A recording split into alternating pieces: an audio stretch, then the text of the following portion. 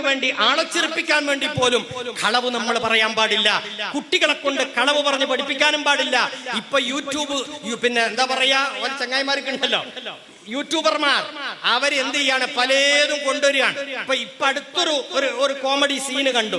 എന്താണെന്നറിയോ, കുട്ടികളെയും പിടിച്ചിട്ട് ഒരാൾ ഇങ്ങനെ വരികയാണ്.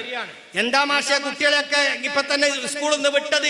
അത് വിട്ടതല്ല, അത് നിങ്ങൾ ചോദിച്ചു നോക്കി. അപ്പൊ കുട്ടികളോട് ചോദിക്കുക, എന്താ മക്കളെ നിങ്ങൾ സ്കൂളിൽ ഇപ്പൊ തന്നെ വിട്ടത്? ഞങ്ങൾ ഇട്ടതല്ല, പുറത്താക്കിയതാണ്. എന്തിനാ പുറത്താക്കിയത്? അത് നിങ്ങൾ അങ്ങാടിയിൽ വെച്ചിട്ട് പിന്നെ ടീച്ചർമാര് കണ്ടോലോ, അതിനെന്തിനാ പുറത്താക്കിയത്? ഞങ്ങൾ 2 ദിവസം മുമ്പ് ബാപ്പ മരിച്ചിനെന്ന് പറഞ്ഞിട്ട് ലീവ് എടുത്തിന്. അപ്പൊ നോക്കുമ്പോ ബാപ്പ മരിച്ചിട്ടില്ല, കളവാ പറഞ്ഞത് എന്ന് ബോധ്യമായി. അതുകൊണ്ട് ഞങ്ങളെ പുറത്താക്കിയതാണ്. വാസ്തവത്തിൽ ഇത് ചെയ്യിക്കുന്ന കോന്തന്മാർ ശ്രദ്ധിക്കേണ്ടതുണ്ട്. പിഞ്ചു മക്കളാണ്. ആ മക്കളെ കളവ് പറഞ്ഞിട്ടല്ല പരിശീലിപ്പിക്കേണ്ടത്.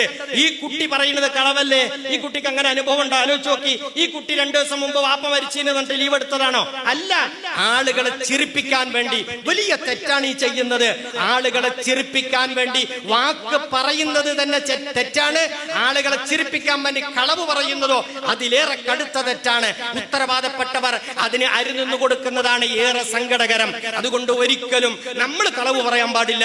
മക്കളെ കൊണ്ട് കളവ് പറയിപ്പിച്ച് ശീലിക്കാനും പാടില്ല.